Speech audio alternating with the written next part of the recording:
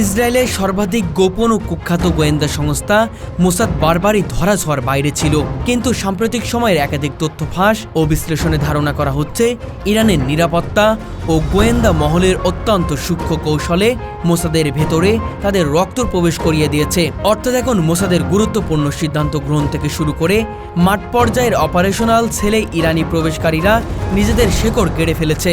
এটা শুধু কোনো চোখ রাঙানো অনুপ্রবেশ নয়, বরং গোয়েন্দা ইতিহাসের এক যুগান্তকারী পালাবদল। বিশেষজ্ঞদের মতে ইরান দীর্ঘদিন ধরে মধ্যপ্রাচ্যের গোয়েন্দা নেটওয়ার্ককে সক করে আসছিল। তাদের লক্ষ্য ছিল মোসাদের ভেতর থেকে ধ্বংস সাধন, যাকে বলা যেতে পারে স্মার্ট স্পাইহিং। মোসাদে নিয়োজিত কয়েকজন উচ্চপদস্থ কর্মকর্তার আচরণে সাম্প্রতিককালে অস্বাভাবিক ধরা পড়ে, যা পরবর্তীতে একাধিক অভ্যন্তরীণ তদন্তকে উদ্বুদ্ধ করে। হ্যাক হওয়া কয়েকটি ডেটা সার্ভার ও অপারেশন সাপ্লাই ফাঁস হওয়ার ঘটনায় ইরানি সংশ্লিষ্টতা দৃশ্যমান হয়। শোনা যাচ্ছে অন্তত 4 জন উচ্চপদস্থ কর্মকর্তা যাদের শিকড়ে ইরানে, তারা মোসাদের অভ্যন্তরীণ দীর্ঘদিনে কাজ করছিল। তাদের মধ্যে কেউ কেউ জন্মসূত্রে ইহুদি হলেও প্রকৃতপক্ষে ইরানি বিপ্লব গার্ডের ডিপ কভার এজেন্ট।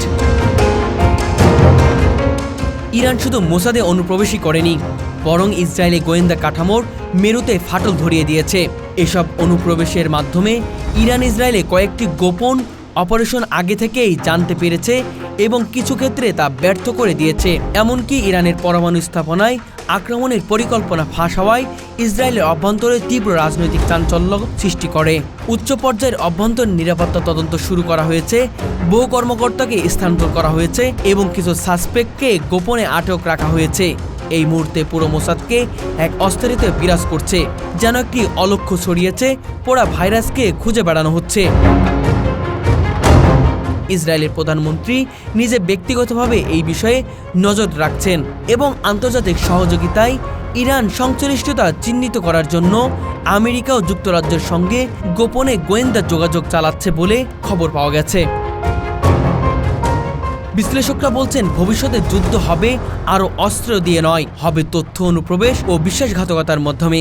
গত কয়েক দশকে মোসাদ তাদের অনেক কার্যক্রমকে ডিজিটালাইজ করে ফেলেছে, যার মধ্যে রয়েছে রিমোট অপারেশন, ক্লাউড ভিত্তিক গোয়েন্দা তথ্য ভাণ্ডার এবং ডিপ লার্নিং অ্যালগোরিদম। তবে গোপনে সাইবার অঙ্গনে বিশ্লেষকরা জানাচ্ছে ইরান দীর্ঘমেয়াদী এক ডিজিটাল অনুপ্রবেশ কর্মসূচি শুরু করে 2017 সাল থেকে, যার কন্ডেম ছিল অপারেশন লাল কানিকা। বলা হচ্ছে ইরানের রেভলিউশন গার্ডের সাইবার শাখা একাধিকবার মোসাদের সিস্টেম ওয়ান কোড প্রবেশ করে সক্ষম হয়।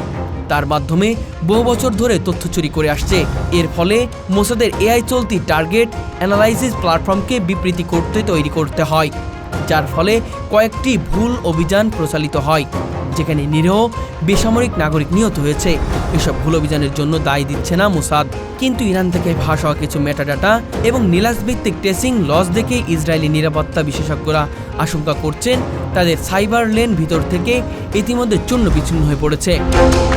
ইরানের সবচেয়ে আলোচিত এবং সফল গোয়েন্দা কৌশলগুলোর মধ্যে একটি হচ্ছে রিজার্ভ রিকোয়ারমেন্ট। মোসাদের একটি অভ্যন্তরীণ রিপোর্ট অনুযায়ী গত 6 বছরে অন্তত 17 জন গোয়েন্দা কর্মকর্তা ইরান সংশ্লিষ্ট বিদেশি নাগরিকদের সাথে সম্পৃক্ত হয়ে পড়েন, যাদের মধ্যে 5 জন কর্মকর্তা নিখোঁজ। বর্তমানে উঠে আসে ইরান মূলত এইসব কর্মকর্তাকে মোসাদের মধ্যে নিয়োগ প্রক্রিয়ায় ঢুকিয়ে দেয় এবং জাল ডকুমেন্ট সহ ফেক রেফারেন্স এবং ব্যক্তিগত ব্ল্যাকমেলের মাধ্যমে। এদের কাজ ছিল সংস্কারের ভিড় থেকে তথ্য সংগ্রহ করা, কর্মকর্তাদের অভ্যাস পর্যবেক্ষণ এবং নির্দিষ্ট সিদ্ধান্তকে প্রভাবিত করা।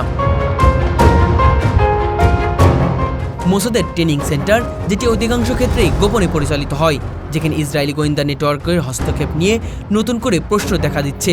ইউরোপে একাধিক নিরাপত্তা সম্মেলনে উপস্থিত তথ্য অনুসারে বেশ কয়েকজন তরুণ রিক্রুইট যাদের মধ্যপ্রাচ্য থেকে এসেছে, তাদের পরিচয় ছিল ভুয়া পাসপোর্ট এবং ল্যান্ডভিত্তিক এজেন্সিও মাধ্যমে মোসাদের প্রশিক্ষণ ক্যাম্পাসে প্রবেশে। সন্দেহ করা হচ্ছে এদের আসলেই ইরানি প্রশিক্ষিত ডিপ কাভার অপারেটিভ, যা নিজেরাই মোসাদের স্পষ্ট ট্রেনিং পদ্ধতি শিখে সেই তথ্যই ইরানে পাঠিয়ে দেয়। এখানে শেষ নয়, মোসাদের একটি উচ্চ প্রশিক্ষণপ্রাপ্ত ফিল্ড অফিসার রহস্যজনকভাবে নিখোঁজ হয়ে যায় 2024 সালে মার্চে, যিনি ওই ক্যাম্পে ইনডিরেক্টর ছিলেন। পরবর্তীতে তুরস্কের এক হোটেল থেকে তার ব্যবহৃত ল্যাপটপ উদ্ধার করা হয়, যার মাধ্যমে পাওয়া যায় সিফারিত ফার্সি ভাষায় ফাইল যা সোজাসুজি ইরানি গোয়েন্দা সংস্থার দিকে আঙুল তোলে।